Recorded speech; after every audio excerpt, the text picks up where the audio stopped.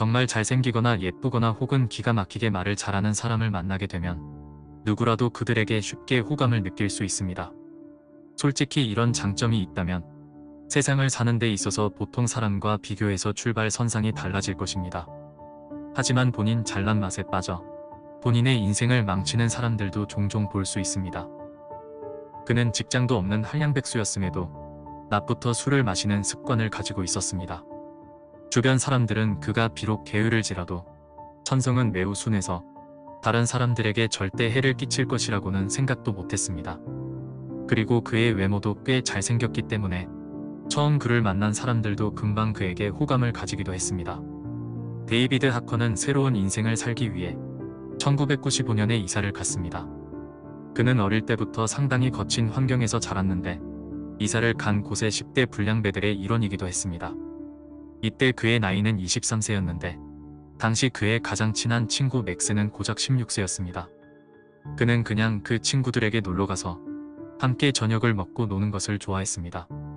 그리고 그는 그들 가족들과도 친하게 지냈는데 그의 무기인 친근함과 외모를 이용하여 그들의 집에 오랫동안 지내기도 했습니다. 데이비드는 그 중에서 맥스의 집에서 오래 살았습니다. 그곳에 살면서 데이비드는 맥스의 부모님에게 항상 예의 바르게 지냈고 맥스와 그의 형제들의 숙제를 도와주는 등 조금씩이나마 사람이 바뀌고 있었습니다. 그리고 1990년대 후반에 데이비드는 베키라는 여성을 만났고 둘은 사랑에 빠졌습니다. 얼마 지나지 않아 둘은 이사를 하여 함께 살면서 주위 이웃들에게 좋은 평판을 받았습니다. 그곳에서의 이웃들의 증언도 이전과 크게 다르지 않습니다. 그는 굉장히 매력적이고 대화를 주도할 줄 아는 누가 봐도 호감을 느낄 만한 사람이었습니다. 하지만 이런 데이비드도 베키와는 그리 좋은 관계를 유지하지 못했고 몇 년 후 둘은 헤어지게 됐고 베키는 다른 곳으로 이사했습니다. 그녀와의 이별은 데이비드의 세상이 끝난 것과 같았습니다. 그는 매일 아침부터 공원에 앉아서 자러 돌아가기 전까지 계속 술만 마셔댔습니다. 그리고 이 시기에 데이비드는 줄리 패터슨이라는 여성을 만나게 됐습니다. 줄리도 썩 건강한 사람은 아니었습니다. 그녀는 과거의 사회복지 시스템에 의해서 양육권을 잃게 되면서 3명의 아이와 떨어지게 됐고 그 슬픔을 불법적인 약물로 위로하고 있었습니다. 그리고 과거에는 외향적인 사람이었지만 점점 내향적이게 변하게 됐습니다. 줄리도 데이비드처럼 과거에서 벗어나기 위해 이사를 했는데 그곳이 데이비드와 같은 곳이었습니다.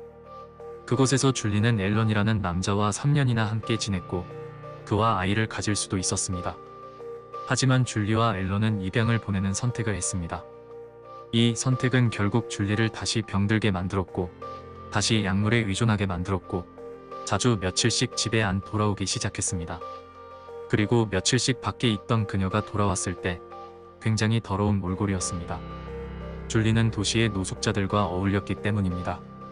앨런은 이런 그녀를 돕고 싶었지만 어느 순간 갑자기 사라지고 나는 버릇 때문에 어떻게 해야 할지조차 몰랐습니다. 그리고 1999년 4월 6일 줄리는 갑자기 화를 내더니 집을 나갔습니다. 앨런은 줄리가 돌아오기를 기다렸지만 이번에는 예전보다 더 오래 기다려야 했고 그녀의 흔적도 찾을 수 없었습니다. 그리고 앨런이 그녀를 찾을 수 없는 동안 줄리는 데이비드와 함께 술을 마시고 있었습니다. 또한 데이비드의 절친인 맥스는 그가 그녀와 함께 공원에서 언제나 취해 있었던 것을 보았습니다. 맥스는 줄리의 상황을 전혀 몰랐기 때문에 아무 생각 없이 그들을 지켜보기만 했습니다. 아무것도 모르는 앨런은 4주가 지난 뒤에야 결국 줄리가 사라졌다고 신고했습니다. 그리고 줄리가 집을 떠난 것이 이번이 처음이 아니라고도 전했습니다. 그녀의 상태에 대해 전해들은 경찰은 신속하게 조사했지만 그녀를 찾을 수 없었습니다. 결국 그들은 언론까지 동원하여 줄리를 찾기 시작했습니다. 그리고 누군가가 그녀를 봤다고 신고했습니다. 신문에 난 줄리의 사진을 보고 알아봤으며 데이비드가 줄리에 대해 이야기를 해줬다고 했습니다.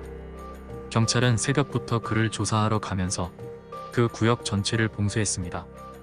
그리고 경찰견이 가방을 하나 발견했습니다. 내용물이 무엇인지 당장 파악하기는 어려웠지만 정말 지독한 냄새가 진동했습니다. 경찰은 이웃들에게 이 가방에 대해서 물었고 그 가방은 약 2주 동안 그곳에 있었다고 했습니다. 그리고 이웃은 아무렇지도 않게 아마도 그 안에는 죽은 개가 있을 것이라고 했습니다. 하지만 경찰이 가방을 열어봤을 때 큰 충격을 받았습니다. 안에는 사람의 어깨뼈가 들어있었기 때문입니다. 과학수사대가 조사한 결과 갈기갈기 찢긴 살덩어리의 주인은 줄리였습니다. 가방 속에서의 그녀는 조각난 채로 들어있었습니다. 하지만 모든 신체가 들어있던 것이 아니었습니다. 남은 신체들을 찾고 싶었지만 그들은 도저히 찾을 수 없었고 이런 조사 과정이 신문에도 실리게 됐습니다. 그리고 기사를 읽은 데이비드의 절친 맥스는 혼란스러웠습니다. 데이비드는 종종 맥스와 그의 친구들에게 그들을 어두운 외딴 골목에 데려가서 죽일지에 대한 이야기를 재미있는 목소리로 하곤 했다고 합니다. 하지만 그들은 재미있는 농담이라 생각하고 웃어 넘겼다고 합니다. 그리고 4월 18일 데이비드는 줄리를 토막내고 가방에 쑤셔 넣은 것을 맥스와 그의 친구들에게 자랑했습니다. 그때 데이비드는 만취 상태였기 때문에 맥스는 그가 농담을 하는 것이라 생각했습니다. 맥스는 그가 언제나처럼 농담을 하는 것이라 생각했다가 신문 기사를 보고 이번에는 농담이 아니라는 것을 눈치채버렸습니다. 맥스는 즉시 경찰에 데이비드의 이야기를 했습니다. 그리고 데이비드는 즉시 신문을 받기 위해 끌려왔습니다. 그는 삭발을 했고 새로운 문신을 새겼습니다. 그리고 그는 당당하게 자신의 이야기를 했습니다. 그는 4월에 한 여자를 만났지만 그녀의 이름은 록산이었고 줄리와는 아무 관련이 없다고 말했습니다. 하지만 계속되는 신문에 데이비드는 동요하기 시작했고 마침내 경찰은 데이비드의 집을 조사해야 할 이유가 생겼습니다. 하지만 끔찍한 가방이 발견한 직후였기 때문에 형사들은 모두 그의 집에 들어가기를 두려워했습니다. 그리고 현관문을 열었을 때 그들은 인생 최악의 광경을 목격하게 됐습니다. 온 집안이 혈흔으로 가득했습니다. 그리고 그곳에서 줄리의 옷과 수많은 혈흔이 발견됐습니다. 이것은 데이비드가 그녀를 집안에서 죽였지만 이후에 밖으로 끌고 나갔다는 것을 의미했습니다. 그리고 주방 선반에는 줄리의 소지품들을 마치 전리품 마냥 깔끔하게 진열해놨습니다. 그리고 벽에는 그가 써놓은 글들도 있었습니다. 데이비드는 본인이 살 의지를 잃었다고 했고 다시 태어났다고도 적었습니다. 데이비드는 즉시 체포됐고 이번 사건으로 기소됐습니다. 하지만 그는 무언가의 목소리가 자기에게 시킨 일이라며 본인은 피해자라면서 지금까지 나온 증거들을 받아들이지 않았습니다. 경찰은 줄리의 가족들을 위해서라도 모든 것을 알아야 했습니다. 그들은 그녀의 시신을 찾아야 했지만 그들이 가진 단서라고는 데이비드가 그의 친구들에게 줄리를 처분하는 것에 대해 자랑했던 진술뿐이었습니다. 그는 사람들에게 머리를 하수구에 쳐넣었다고 말했습니다. 그리고 남은 몸통은 강에 던져버렸다고 합니다. 팔과 다리는 쓰레기 수거함에 넣어서 처분했습니다. 경찰은 진술을 토대로 근처의 하수구와 강, 모든 쓰레기통을 수색했습니다. 수색을 위해 무려 50개의 팀이 유럽에서 가장 큰 쓰레기 매립지 중 하나인 콕스홀에 방문했습니다. 그곳에서 무려 2만 톤의 쓰레기를 수색했지만 아무런 단서도 찾을 수 없었습니다. 결국 모든 몸을 찾지 못했고 1999년 7월 21일에 그녀의 장례식이 열렸습니다. 한편 이런 일들이 진행되는 동안 데이비드는 정신과 병원으로 옮겨졌습니다. 그는 그곳에 가자마자 본인이 했던 짓들을 자랑하기 시작했고 영국에서 가장 어린 연쇄 살인범으로 알려지기를 원했습니다. 분명히 줄리는 그의 첫 번째 희생자일 뿐입니다.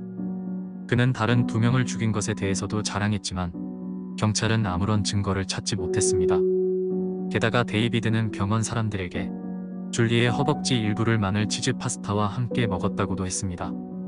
데이비드의 정신과 의사들은 그를 사이코패스로 진단했습니다. 데이비드는 평생 동안 유명해지기를 원했습니다.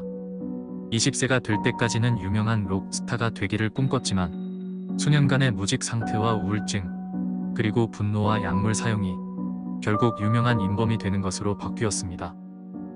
데이비드는 종신형을 선고받고 복역 중입니다.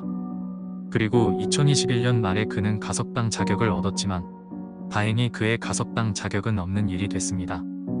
2021년에 새로 생긴 헬렌법에 따라 범인이 피해자의 시신을 어디에 숨겼는지 밝히기를 거부할 경우 가석방이 불가능하게 됐습니다. 데이비드는 장소에 대해서는 명확하게 얘기하지 않고 오히려 그들에게 수수께끼를 내면서 즐기고 있습니다. 지금 그의 수수께끼를 말씀드리겠습니다. 아우너뱅크 법 헤븐 원이 아해펄즈 법 킵고잉 아해버마우스 법 두나리 I have a bad but do not sleep. I have a beginning but no end. 혹시 시청자분들 중에서 영국을 잘 알고 이 수수께끼를 풀 수 있다면 줄리의 남은 몸을 찾을 수 있을지도 모릅니다. 데이비드 하커와 줄리의 이야기였습니다. 시간 내어 시청해주셔서 감사합니다. 언제나처럼 또 뵙겠습니다. 다음 영상에서 만날 때까지 모두 몸 조심하세요. 구독과 좋아요는 영상 제작에 힘이 되며 여러분의 의견도 남겨주시면 감사하겠습니다.